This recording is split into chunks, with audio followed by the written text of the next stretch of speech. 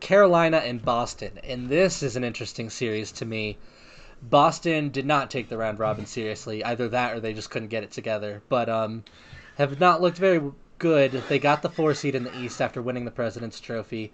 And I'm going to give you a little bit of a bold prediction here. So, not only do I think this is the second year that the President's Trophy winner loses in round one, I think that they do not make it out of game five. I think Calgary takes this in five. I don't think the series is close.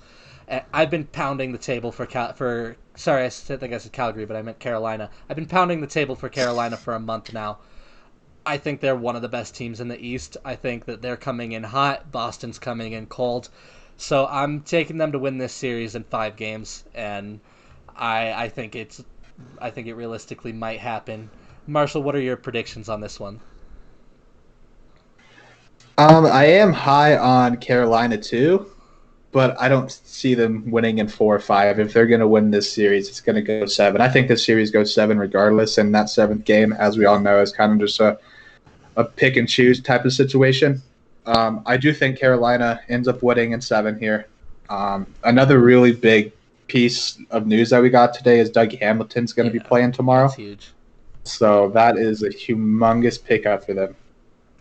What do you think, Zach?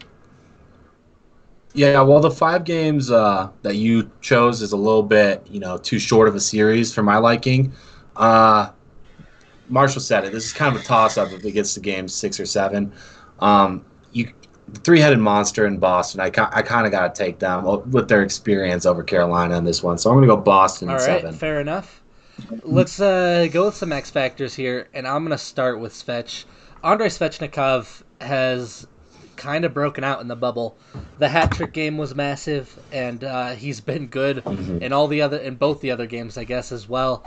And if you're taking a team that was already very good and you're taking one of those good players and turning him into a legitimate superstar, which I think Svechnikov has become, then that's massive, and I think that that elevates them to the next step. Marshall, who is your X factor?